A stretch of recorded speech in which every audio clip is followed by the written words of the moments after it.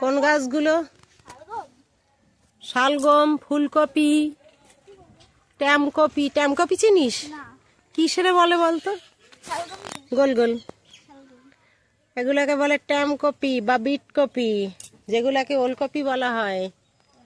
সবে তো লাগিয়েছি, দাঁড়া হোক।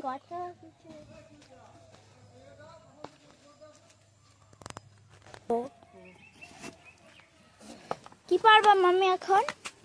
ওরে বাবা, আস্তে তো পড়ে যাচ্ছিলাম, একটু হেলান দিতে চাইছি। শাক দেখো পুঁই পাতাগুলো কত বড় বড়, দেখেছো?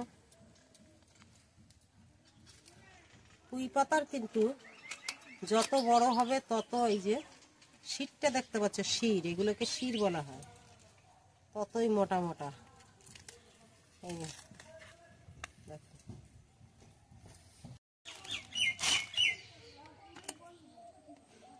কাছে নিয়ে আসা লাগলো, বুঝলি? কাটতে চায় না।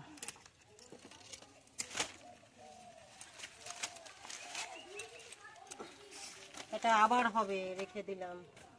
লাউ গাছ পড়ে গেছে তো, এই যে লাউ গাছ গড়াগড়ি দিচ্ছে। দেখো, এখান থেকে একটা আগা নিলাম। পুঁই শাক রান্না করব আলু দিয়ে, চিংড়ি মাছ দিয়ে। এখানটা রাখি আপাতত। শাকগুলো একটু বেশি করে নিয়ে নিলাম, আর একটা আগা নেব অন্য জায়গার থেকে। দেখো বন্ধুরা, আমি কিন্তু টপে টপে লাগিয়েছি। দেখো এই যে টপে, এটাও টপে, ওখানটাও টপে। তার কারণ জলের সময় এত জল হয়। এখান থেকে কটা পাতা নিয়ে নিই। আর কত সুন্দর শাখা বেরোচ্ছে, এই যে সব শাখা বেরোচ্ছে। শাখা বেরোলে শাখাগুলো বড় হবে, আবার খাওয়া যাবে, তাই পাতাগুলো নিয়ে নিচ্ছি। মাম্মি এটা কি গাছ? কোনটা? এইটা। ওই এইটা এটা আমড়া গাছ। আমরা হয়নি? না, এত তাড়াতাড়ি আমড়া হয়? বড় হোক আগে গাছটা। আমাদের বাড়িও আছে দুটো। পাতাগুলো কত সুন্দর, ফেলে দেওয়া যাবে না, খুব সুন্দর পাতাগুলো।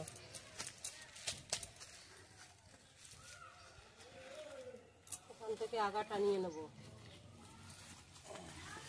এই যে দেখো, দেখেছো?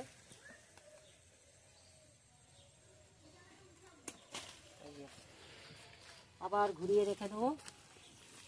এটা ওরকম শাখা বেরো হচ্ছে, আবার 10-12 দিন পরে খাওয়া যাবে।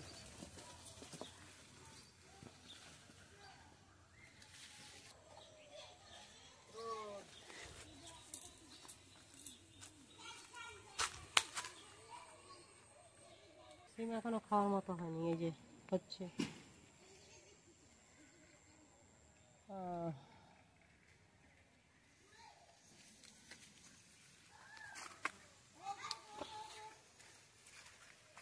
আজকে রান্না হবে পাতায় মাছ ভাজা আর পুঁই শাক আলুর তরকারি, সঙ্গে চিংড়ি মাছ আছে, না হলে ভালো লাগবে না। তাহলে আসুন বন্ধুরা আমার রান্নাঘরে, বার করা